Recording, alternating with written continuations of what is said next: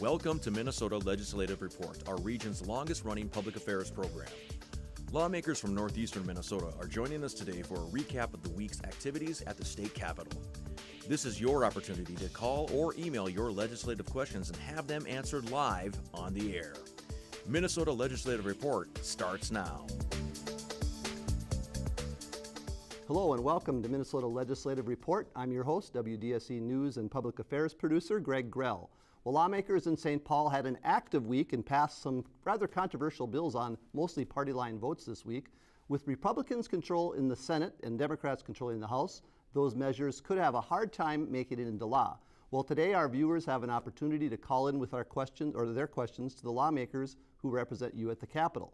You can call the studio with your questions by dialing 218-788-2844 or our toll-free number, which is 1-877-307-8762. You can also email your questions to askmlr@wdse.org. Now let's introduce the legislators who are joining me in the WDSE studio. To my immediate left is Senator Carrie Ruud, a Republican from Breezy Point in the Brainerd Lakes area. Welcome. Thank you. Senator Jason Rarick, a Republican from Pine City. Welcome. Thanks for having me. Representative Julie Sandstede, a Democrat from Hibbing, and Representative Mike Sundin, a Democrat from Esko. We have a nice panel today, lots of people, and we're hoping to get a lot of your questions today. And I want to start with you, Senator Ruud. It's your first time on the show this session. What are kind of some of the top bills you've been working on this session, your priorities this session? Well, I chair the Environment and Natural Resources Policy and the Legacy Finance Committee, and so we've been really working on a lot of great environmental initiatives. Of course, chronic wasting disease. We just had a case in Crow Wing County for the very first time. Emerald ash borer is a big priority for us, both in the cities, and of course we have 1 million acres of black ash up in greater Minnesota, so that's been a big priority. We've also worked on stop oversalting, so that we know we use a lot of salt and it all goes into our waters. Also this week we will be hearing the last of the legacy bills that have been introduced, and on Tuesday we will put together the bill and we'll pass the legacy bill out of our committee. On Wednesday, that's a big lift. We have heard probably 60 presentations so far for the legacy funding, so it's a fun bill, but it's a lot of work. I'm going to just hit on a few things that you mentioned. As far as the oversalting goes, what can the legislature do about that? Is that MnDOT, or is that like a local issue, or both? Or? Well, what we've put together is an education piece for certification. So I actually sat in with the Crow Wing County plow drivers this past fall and teach them there's a lot of things you can do not to use so much salt, and it really impacts the county's budget too when they use less, and it's what temperatures and how much and what is the right mixture to do. And so we're putting together a certification program that folks can go and learn about, and we give them some incentives to do that. So a lot of it is educating folks on the use of salt. Well, I'm sure we'll get to some of those other issues later, but I'm going to bring some of our other guests in right now. Senator Rarick, you're new to the Senate. You won a special election a little earlier this year. What's it been like so far? What are your first impressions of now being in the Senate? You know, the process is pretty much the same thing. It's just some formalities that are different between the two bodies. So, you know, a lot of the folks that are there are dealing with the same people, dealing with the same issues. So it's just from the other side of the street. So the transition's been going very well, though. And what are some of your top priorities this session? You know, the 3 committees that I was put on, that I had already served on for the last 2 years in the House and was on again this year, deal with jobs, energy, and transportation. And those are areas that I've really liked to focus on. And some of the things that I'd like to work on are issues for worker safety, issues to help our contractors, and then the transportation funding is another one. All right, and we'll get into some of those issues as the afternoon goes on. Senator Well, I just want to say that we think Senator Rarick is a great addition to the Senate, and we've really welcomed and enjoyed having him join us. All right, and Representative Sandstede, your first time on the show as well. Talk a little bit about some of your top priorities during this session. Well, the committees that I sit on are K-12 finance, so education is always a top priority for me. I'm on the Capital Investment Committee, and then a newer committee, Greater Minnesota Jobs and Economic Development. I put together a pretty aspirational funding bill for education, and we'll see where that goes. But really for me, capital investment has been a new learning curve for me, but very, very exciting. A lot of local projects are also, all my local projects are, they always drive the work that I do. I think that that's my priority, always the local communities first. So we have some capital projects there really around safety and infrastructure. It's been very eye-opening to see just how costly some of these projects are. And then in the Greater Minnesota Committee, broadband, rural child care always rise to the top. So continuing to do work. I have a bill up tomorrow on the floor talking about telecommuter forward. So it's kind of, again, around the broadband issue. Now, you mentioned that the omnibus finance bill is aspirational. What do you mean by that? Well, the bill I actually put together was touted as being aspirational by my friends across the aisle because I was asking for 3 and 3 and tying the increase formula to, or just indexing it to inflation. And really talking about the need. It's not going to go there. It's not going to happen. But I think what we did is we had a really robust and informational conversation about where education funding currently is, where it really needs to be. And for me, like I've always said, you know, if you value something, you budget for it, and then you index for it. You have to account for inflation. And I think that that's where we are as a state in education, and I'm going to keep pushing for that because I truly believe that that's probably where we need to go. It's not been the norm. It's something that makes people, I think, a little uncomfortable in thinking about implementing it, but I don't think that they disagree necessarily. I think that the bigger question is how do you do that in relationship to everything else that the state has to do? All right, and Representative Sundin, what's the latest that you've been working on? You were here a couple of weeks ago. Maybe you can give us a little bit of an update on your priorities. Oh, there's several. I've got 41 bills in the mix right now, and I guess since we've been here last, I handed off a good portion of them to my brand new senator here, and I'm working him to death over on the other side of the street, and really glad to have him over there as a partner. We share some of the same interests as far as the topics we're working on, labor and fairness with contracting, that type of thing. But I need to follow up on the salt issue. It's really interesting. Within our lifetime, down in the Twin Cities, the lakes down there will be so saturated with salt you could actually start raising shrimp in Lake Minnetonka. So it's a reality, and I'm glad it's being addressed in both houses. And Senator Rarick, Representative Sundin mentioned that even though you're two different parties, there are areas that you can work together on, and I think that's something that people miss today. I mean, the media tends to focus on the issues where people have differences, but there are a lot of areas where there's bipartisan work as well. Yeah, absolutely. There's a number of things that I worked, when I was in the House, I worked with Senator Laurie on, and now I'm continuing that with Representative Sundin. A lot of things for our area we work together on, and one of the things I've said since I got there, a lot of the issues really aren't as much partisan as they are geographic. And so a lot of people, if you're a rural Republican and a rural Democrat, you have more in common with someone from your party maybe that's urban or suburban. So I think that's one of the things that's worked out real well. I work very well with most all of our rural Democrats because we do have so much in common. All right, and we'll be hearing more about this as we go on, but Senator Ruud, this week Governor Walz gave his State of the State address. He really talked about working together in bipartisan fashion. First off, just give your reaction to the governor's speech and what you heard from him. I did not attend. Okay. And so, so I guess you can't. So I guess I can't. And so I guess for me, you know, I know we hear the governor say work together, but I think for Greater Minnesota, he has not been a good governor. I mean, the focus has not been on things that really help Greater Minnesota. And I think he will grow into position, but I think right now he is very much a Washington governor that has not had to deal with state government. And when we go home, if we do on May 20th, we have to have a balanced budget. In Washington, you can just go home and keep spending and go home. But we statutorily have to have a balanced budget. And I think as we get closer towards the date, he will really start realizing that that's a reality. And I think that is really starting to come forth in all the things that were promised that really cannot be done because there is not the money. And no matter how, even if you raise taxes $3 billion like he'd like to do, the reality is we can't do all those things. So right now, I think before break, we're going to have a big reality check when all the budget bills are passed, both in the Senate and the House, and we see what incredible, it's like the Grand Canyon, the divide between the bills.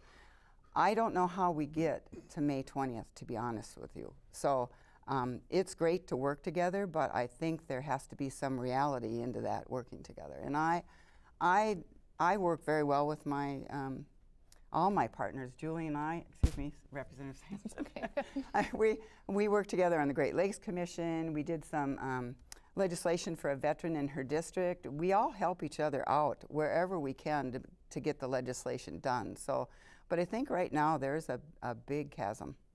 And Representative Sandstede, does that mean maybe we're looking at a special session if we have that big of a gap, or are you optimistic that we can maybe find a way to make it work out? I'm always optimistic.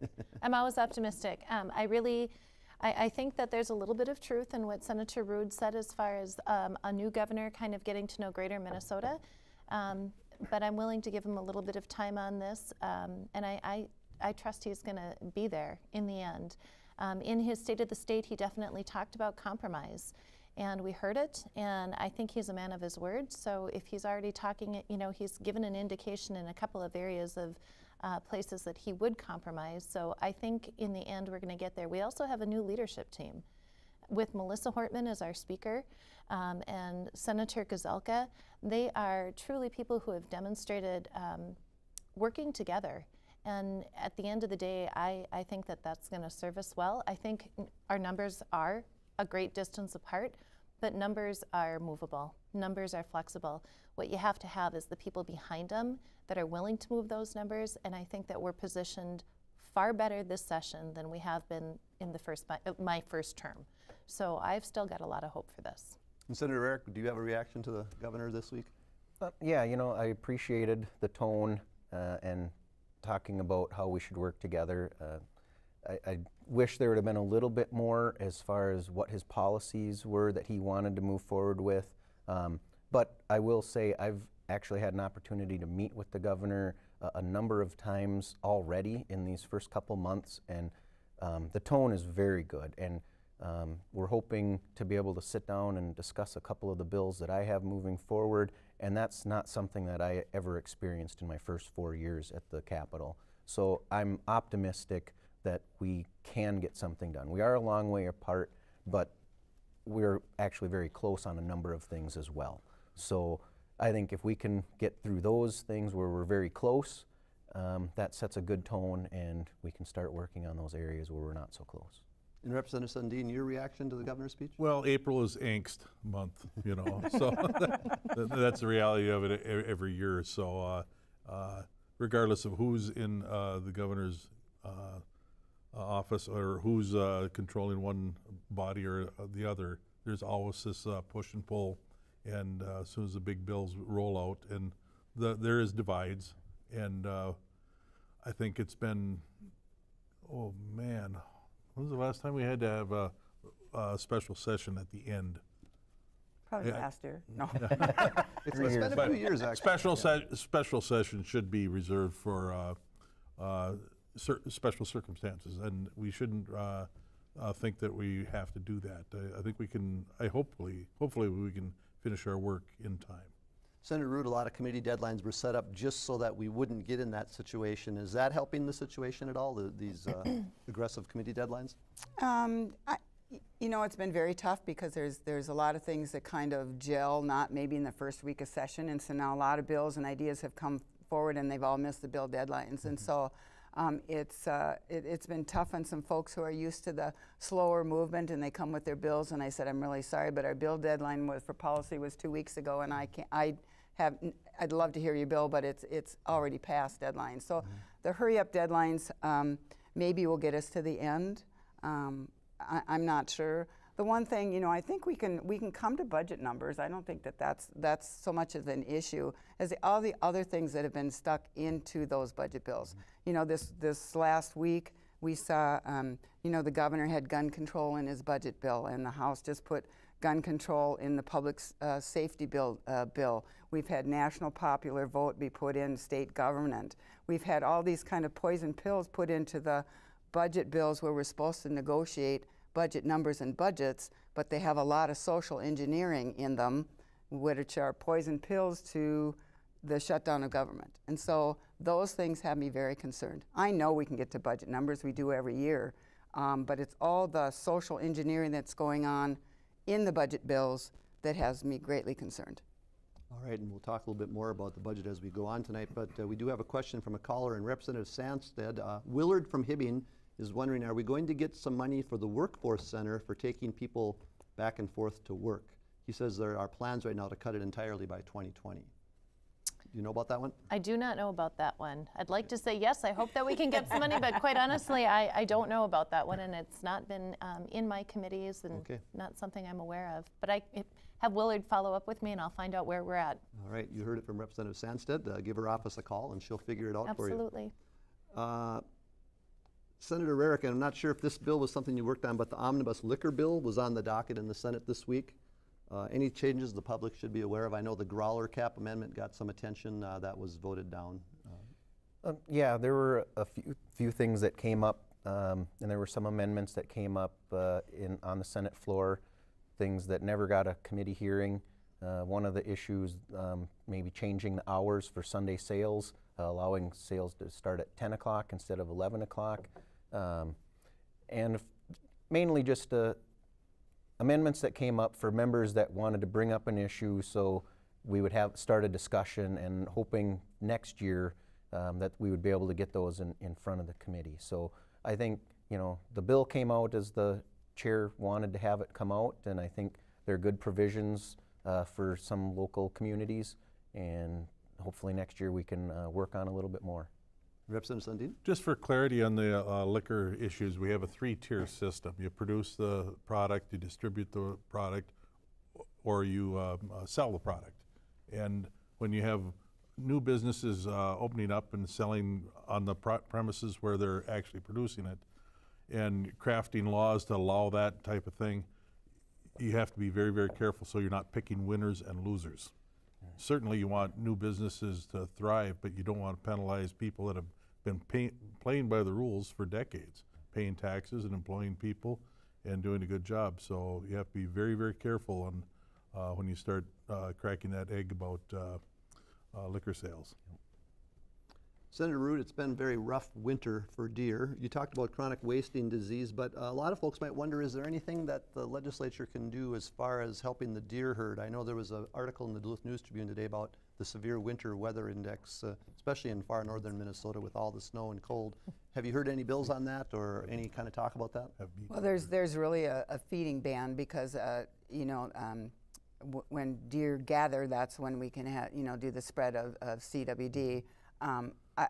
We haven't heard that. I think with this warming trend, the deer are looking pretty healthy. I know, especially, I still have a lot of snow in my yard, but I have this group, about 30 of them, that run from the woods to the golf course every day about the same time of day, and they're really looking pretty healthy. So I think they've weathered the winter, and I don't think we'll be using any funds to do any deer feeding at this time.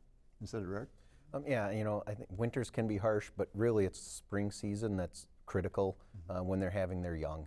And if you can have a good spring season and get a good batch of fawns, then they'll recover pretty quickly, even if there were a few losses through the winter.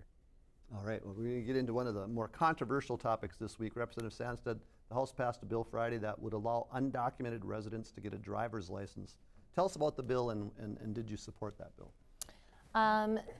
What the bill does is it allows individuals who are currently in our state that are undocumented to get a license for the purpose of driving. They are not able to vote with this. They're not able to do other things with it. It just basically requires them to have the training to be able to operate the vehicle safely, to get insurance, to be an insured driver while they're in our country. I don't even know who it was on the floor, but they said you basically come to our country either by choice, by force, or you were a native to our country. And when you think about that, we had one person, Representative Mann, get on the floor and speak very eloquently about the people who are coming to our state are not coming here, they're fleeing their country, they're fleeing their circumstances because something is so dire and so horrible that they need to be here. So there was some debate around the federal issue and whether they're here legally or not legally. For me, it comes down to a public safety issue, but also what our state stands for. After hearing that bill, I went home and I looked at the quadriga and the pineapple and stuff, which is we are a state of hospitality. And this was an opportunity for us to really stand behind that and ensure safety at the same time. I did end up supporting the bill for those reasons. It isn't a perfect thing. Certainly our country is in a state of change right now. But I think that for me personally, for my constituency, we don't see a lot of undocumented immigrants in my district, but it is a reality down in the metro area, especially in other parts of our state. And I want to make sure that they are able to be behind the wheel safely, going to their jobs. They contribute to the workforce across our state, which we have a shortage of. So I supported it. Representative Sundin? When you issue a driver's license for a person, regardless of their origin, you do a couple of things. You actually train them to drive right, because there's driver's tests and proficiency tests to get a driver's license. And in the process of doing this, you actually document those people. Mm-hmm. So you know where they are, you know where they live, and there's connections there at that point. But I really find it odd. About over 120 years ago, I know a fellow that crossed a river in the dark of night and was welcomed into Minnesota. At that time it was Itasca County, now it's Couchiching County. And he was met by a state senator that set him up with a tour of land he could homestead and welcomed him into the country. And that was my grandfather. He crossed the river at night. And we've got a different mindset now. And we needed to settle the country back then. And right now there's a labor shortage here in the United States. We're desperately looking for people to fill certain jobs. And if the immigration of new workers can help that, that's terrific. And if we can document them and maybe someday bring them into a citizenship role, that'd be absolutely terrific. Senator Rarick. I think there's a lot of discussion to be had on this, and the bill as written is something that we need to be careful of.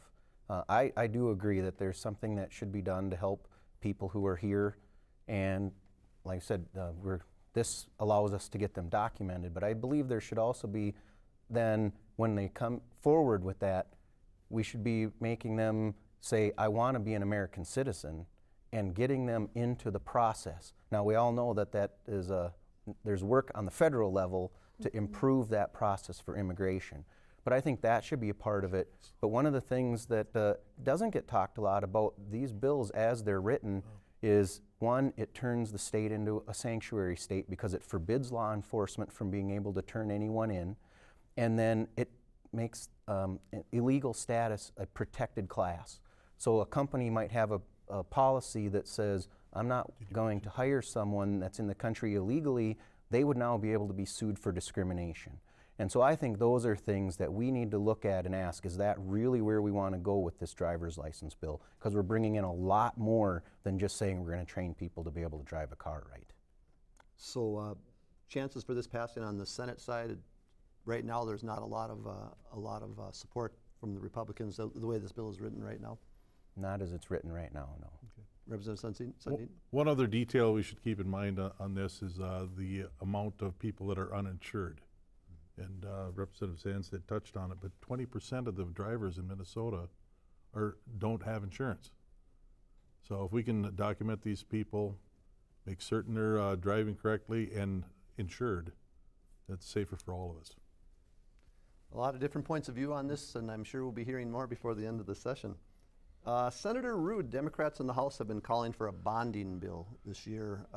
What's happening on the Senate side? Is there any appetite from Senate Republicans for a bonding bill this session? I think the funds available for a bonding bill this year without going into more debt are very limited. I think it's maybe $290, $300 million. We used our bonding capacity early on in the year when we had to fix the environmental trust fund. You know, there was a lawsuit because those funds had been used, in my estimation, unconstitutionally for projects. And so we decided to do bonding for those early on in the session, and I was very proud to be there when the governor signed that bill, and we fixed that problem with the environmental trust fund. So we actually had a very nice bonding bill that probably should have happened last year, but we bonded this year for those projects to make sure that we had communities that really got caught up in a political argument that was not their argument.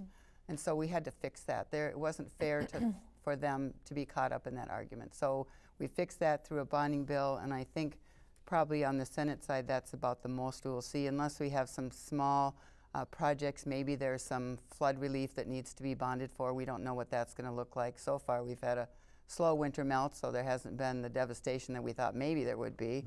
So there may be a small infrastructure bonding bill, but it would be very small because we really don't want to absorb any more debt. Next year is the capital investment bill, and I think Representative Sandstede will be very busy on tour next year. And I was going to bring it to Representative Sandstede. You are on the Capital Investment Committee in the House, and I know Representative Murphy did put out an $800 million target for capital investment, but not supported on the Senate side. So what do you think is going to happen?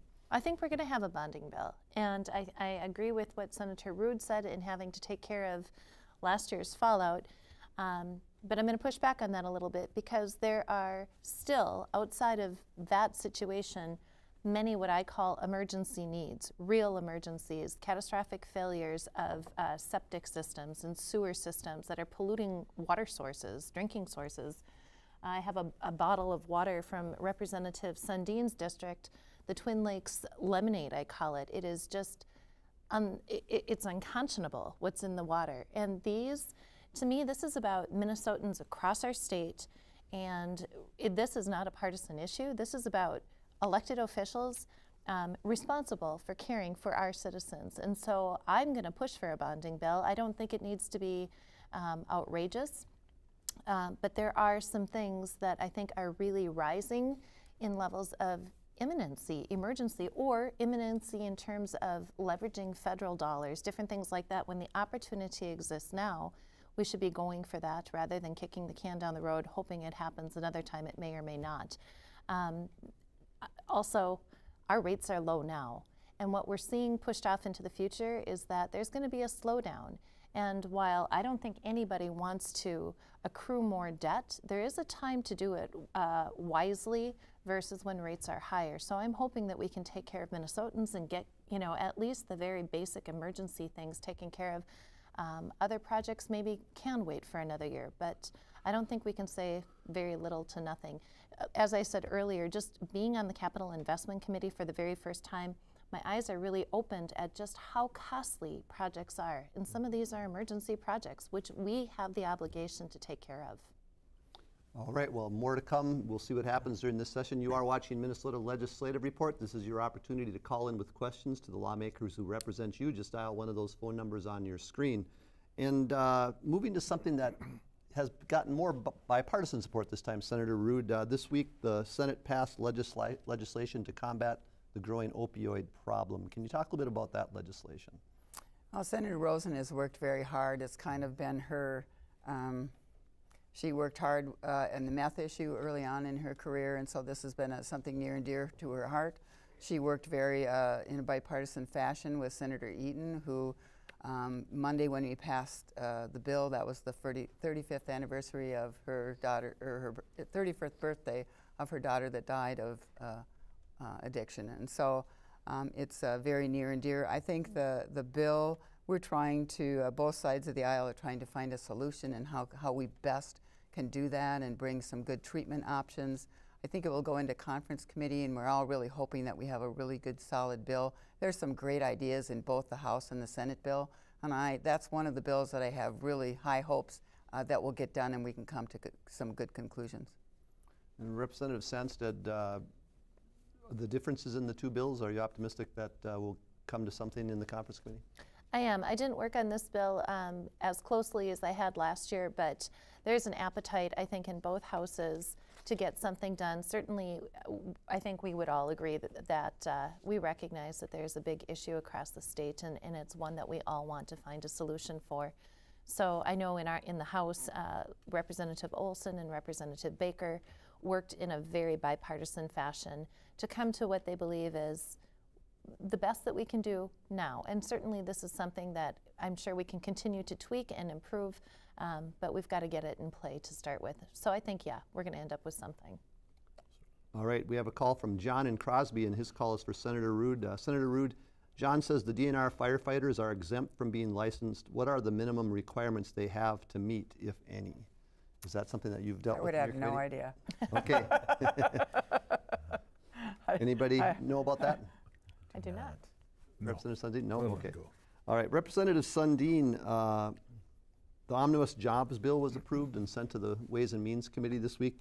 What should people know about what's in that bill? A lot of policy in that bill. There, the earned sick and safe time, the wage theft is the big one. I think that there might be some progress on that with the Senate as well. So I look forward to seeing some progress there. But in that bill, you'll also see a lot of disbursements of deed money, deed projects, and anything we can do to train and employ people, get them ready for the job situations that exist all over the state. It's absolutely critical. So you'll see a lot of investment in those job training programs. And Senator Rarick, is those deed projects something that tend to have bipartisan support in most cases, or is there controversy over the money sometimes? For the most part, they have pretty good support in both parties. Sometimes there's disagreement on which ones and how much should be invested into job creation as opposed to how much should be invested into job training. I think right now you're seeing a lot of people agree that we should be making a shift to more job training. The unemployment numbers are so low, and workforce shortages are out there. Let's get people trained for positions. We can't ignore and stop creating work. We always want our economy growing, but we got to fill the needs that we have. So that's something that I think, there'll be some debates about which programs are the best and which deserve to have the funding, but those are usually pretty easy in negotiations. Is there a comparable bill in the Senate to the omnibus bill that was passed in the House? That is being put together right now. That I believe rolled out Friday, and we're having our first committee meeting on Monday to start looking at amendments and letting the public talk to us about it. And Representative Sundin? I think what you're going to notice in both the bills or the bill when it comes together will be a focus on vocational training, building trades, manufacturing, that type of thing. So that's where our true need is within the state right now. I know just in Duluth this summer there's going to be some huge capital projects, and I know the building trades are really desperate for more people. They're looking for people all the time. So if you're looking for a job, this is the time to get involved. On that note, if I may, the building trades are the second largest training opportunities for people in the United States. The first one's the United States military. So the building trades actually do train a lot of people. And Senator Ruud? Well, I just think one of the really good assets that we have in Greater Minnesota is our community colleges. And we know that our community college, Central Lakes College, and we just met with all the presidents for our whole region, and they really understand the vocational education and have been doing a really good job. I think not just now, but for many years, they have been working on this to get some vocational education in all of our campus around ag, ed, and all of our jobs and vocational. And I think that's one of the biggest assets we have in Greater Minnesota are our colleges that have worked so hard to train our workforce, but we want to train them and keep them here. So I love the fact that Duluth is going to have a lot of jobs because we really want our kids to stay here.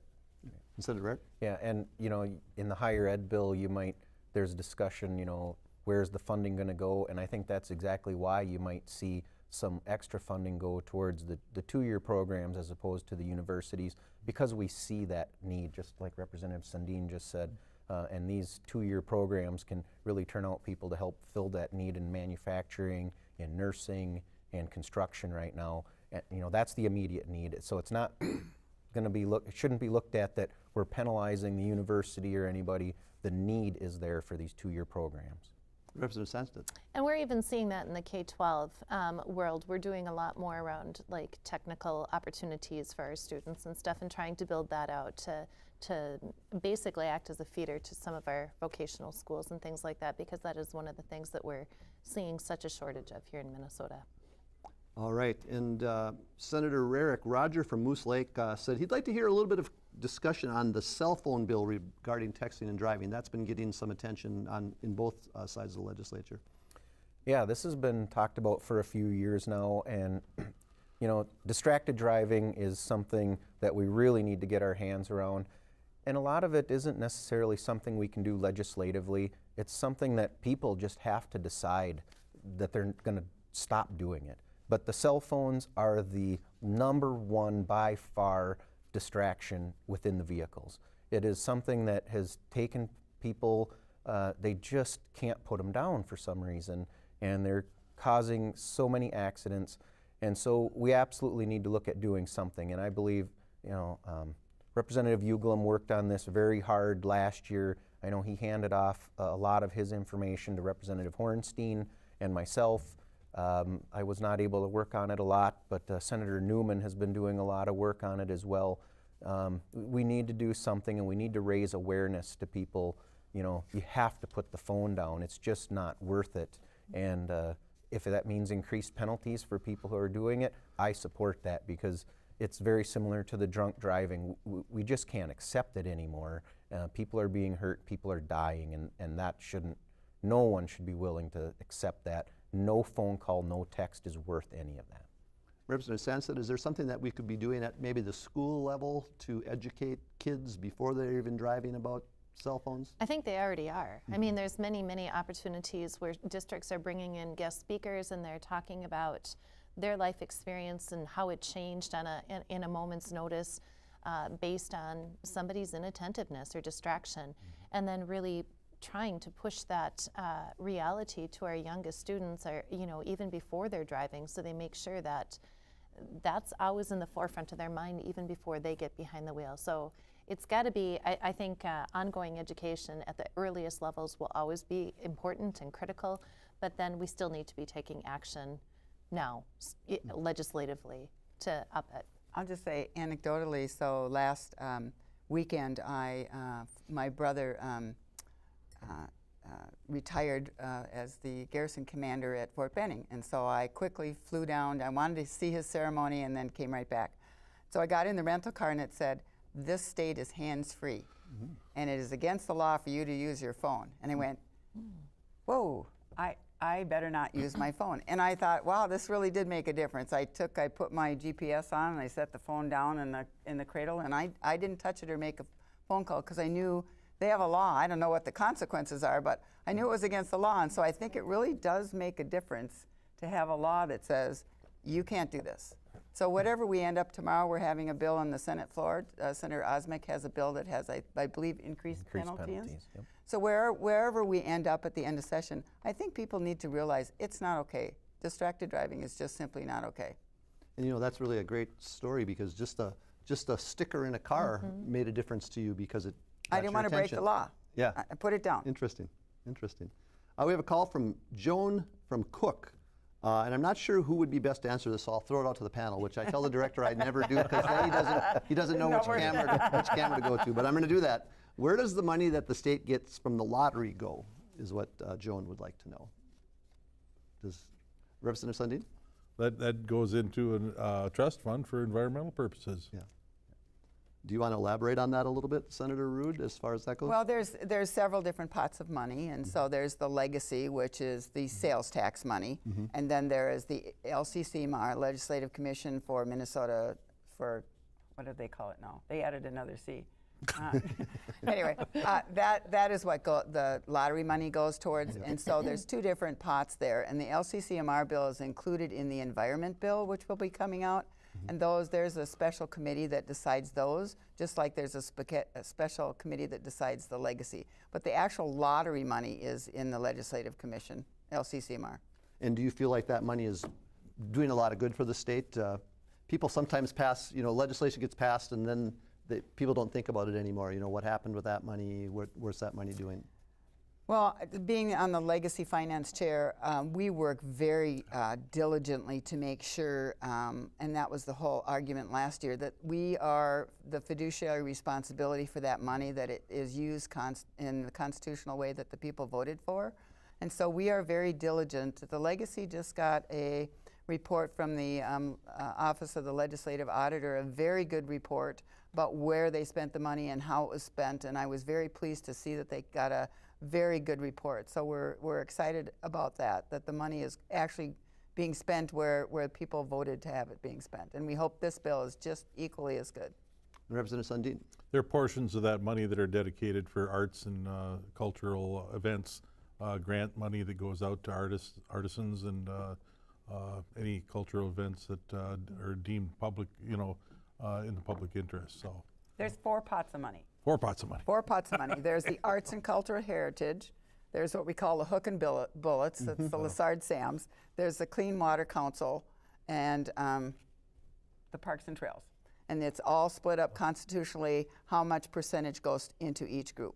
So we work from that framework. And having done a fair amount of traveling around the country, Minnesota does very well with their parks and the outdoors. So it's I have to tell you, other states are very jealous of our funding mechanism. That's right. Senator Rarick, Steve from Duluth has a question about stopping global calls on our phones. Why can't Minnesota pass legislation making it illegal to make global calls and for those who do make the calls to get fined? I think everybody in the world wants that to stop. Absolutely. It's one of those things with technology the way it is. Yeah.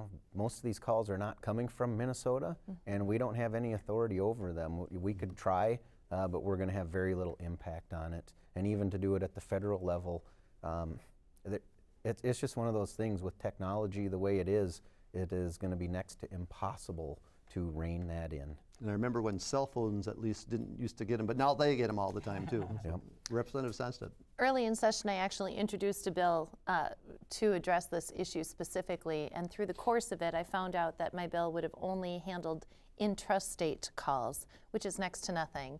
It's really interstate, state to state, and then global. And this has to be done on first of all, a federal level, and then beyond, before we're really going to see an impact here in the state. Does it have to be maybe the telecommunications companies themselves that do something to police this? And I'm not even sure if they can do that. They're already on it. I mean, they understand the issue and they're trying, but again, it's a federal issue more than anything that we have to hunker down on. And every time somebody comes up with something to stop it, somebody invents something new that gets past it. So. We got one at 2:08 a.m. with a no caller ID on it, and so my husband is downstairs, so don't ask him about that question. He's not very happy about that. No, I bet at 2:08 I wouldn't be either. Representative Sandstede, we had an anonymous caller who wants to know if, and I think this is referring to the project in Mountain Iron, are they spending too much on school buildings on the Iron Range? And did they learn anything from the Red Plan in Duluth, which, if you're familiar with the Red Plan, spent quite a bit of money on Duluth buildings? So I'm not really sure if there's a couple different things involving school buildings on the range. One had nothing to do with the education system. It was using it more for a mental health facility. And right now, the person that was looking at rehabbing that facility for the purpose of mental health has pulled out of the plan. So we're not really doing anything right there now. There is a proposal going forward to look at a new academy-style high school, and maybe that's what they're looking at, and it does come with a very large sticker. Are we spending too much? I don't think so. Perhaps. I think what we have to do is really look, I need to see before I would give my final stamp of approval, how much are you spending per square foot? Really, what are we getting? What's the average? I mean, there are some very basic things that needed to be answered. But what I can tell you about range schools is they're very old. They're very old and they're very costly to continue to run. And they're really not meeting the needs of our students. So something has to be done. Building a new school, And what the proposal is doing is actually having schools collaborate with the hope of probably consolidating. That's probably a direction that we need to be going in. But most importantly, students first, giving them the education that they really deserve and that they need to compete on in a global market, which is what our students have to do now. But I think there's some real answers that have to come first in terms of the dollar figure that's out there versus really what does it cost to build a school somewhere else. It shouldn't be more expensive on the range. It should be just building the right building. And this still is a local issue because most schools do pass a or try to pass a referendum, so local voters have input Absolutely. in the majority rules. Absolutely. I was very surprised in Brainerd this last year. They had a 3-part referendum for the school, and it was pretty costly, but it is an amazing plan to do the best for the students. Some schools will be closed, some consolidation, and so it was a really pretty large package. And they passed all 3 parts of the referendum by a wide margin. And for a community that they're not known for their wealth in the Brainerd School, for them to decide to make that decision that they were going to invest in their educational system, I think was pretty amazing. Representative Sandstede? Well, too, and I would agree with that. I've seen the facilities, and I think that's absolutely what we're hoping for. If this caller is talking about the collaborative project, what's really unique about that is it will also tie in local industry, local businesses, and partnerships. So there's a whole, it's not just a new building, it's a whole new educational foundation or plan that's being talked about. And there is some real appetite for that, and as we talked earlier about the need for trades and labor in the state of Minnesota, what this academy model is looking at is getting right to the heart of that issue. All right, And Senator I think Ruud? you're correct, because I was there when we saw the presentation, and like you need to know a little bit more about the costs and what it does, but it's a pretty exciting forward-thinking Project. way to educate our children. So I would agree. We really need to flesh it out a little bit more, but the concepts are really wonderful. Representative Sundin? I was in on the ground level of the Brainerd effort, with my other job with the building trades, trying to help with that referendum, and I'm glad it was all successful. But I think it speaks well to the priorities of Minnesotans. If you take a look at what's going on in the Iron Range, Brainerd, new schools in Moose Lake, in Cloquet, actually across the bridge in Superior, and right here, people value the education. And I've said this before on this show, I'll say it again.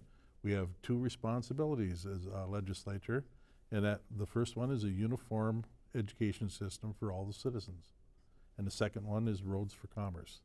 And I think the people are speaking quite clearly when they pass those referendums. This is what we want.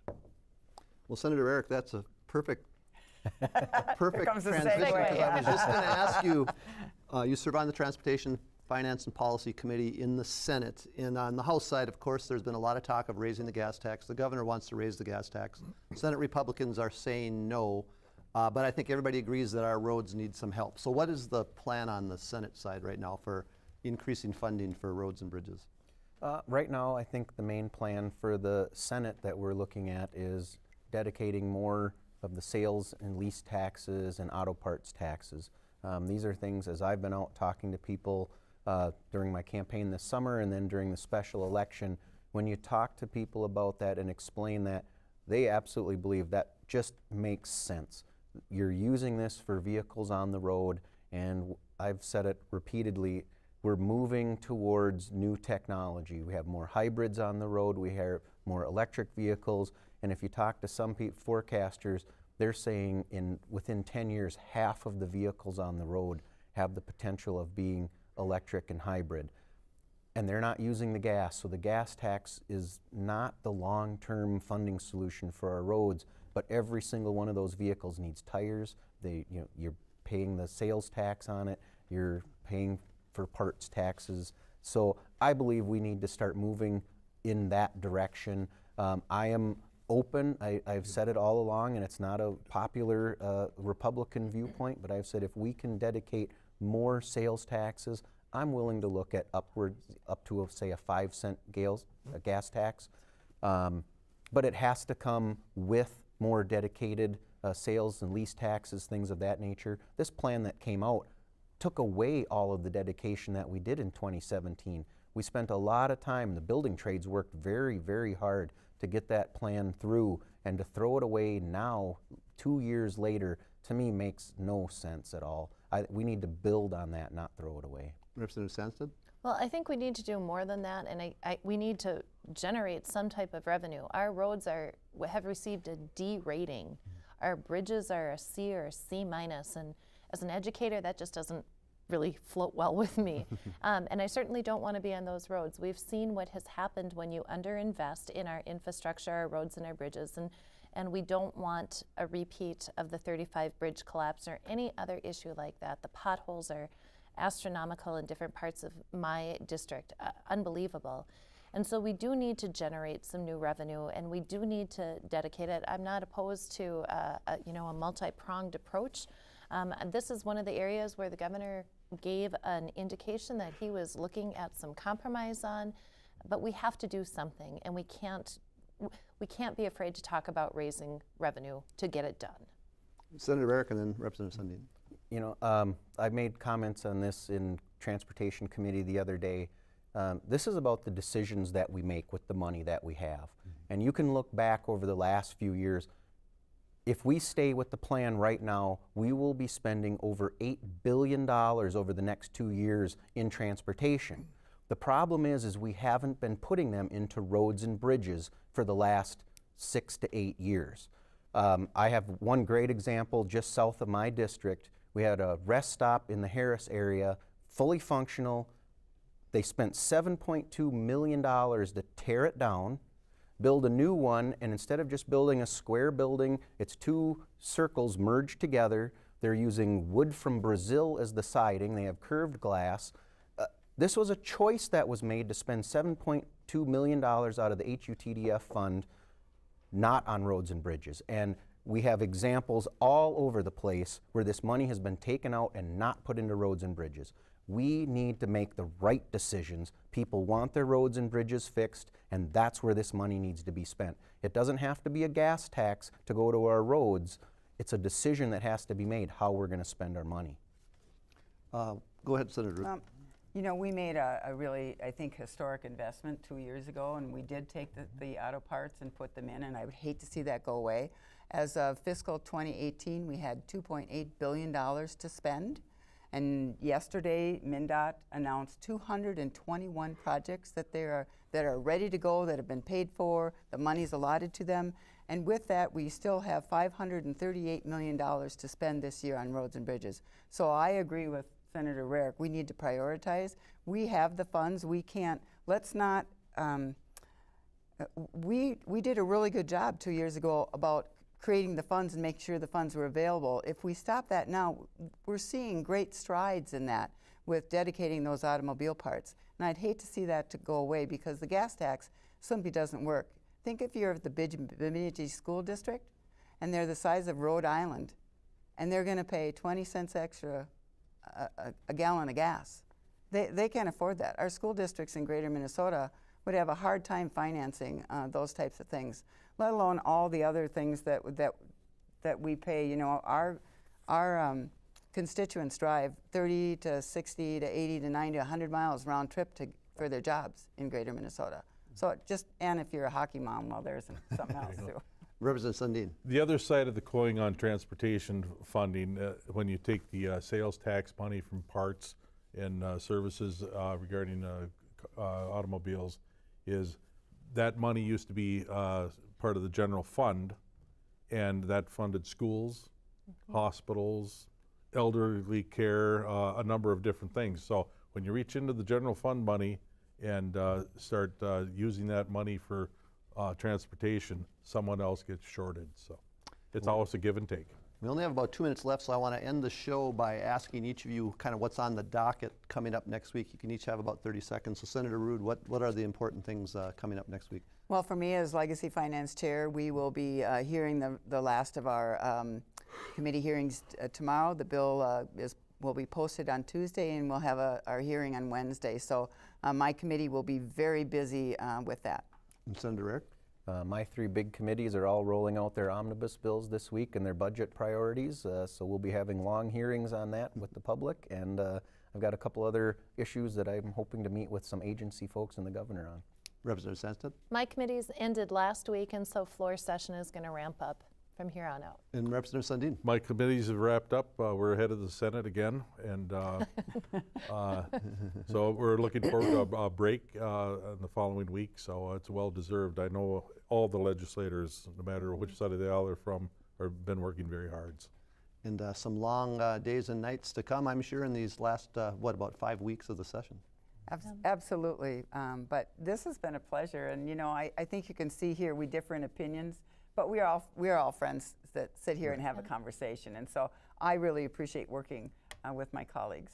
And Well, it's been a great discussion. I appreciate all of you for being here, and we are now out of time on Minnesota Legislative Report, but thanks to the lawmakers who joined us today and to everyone who called in with questions. In fact, I have a few I didn't get to. We'll get to those next week. Minnesota Legislative Report will return next Sunday, April 14th with another live show. Until then, I'm Greg Grell. Thanks for watching and have a great week.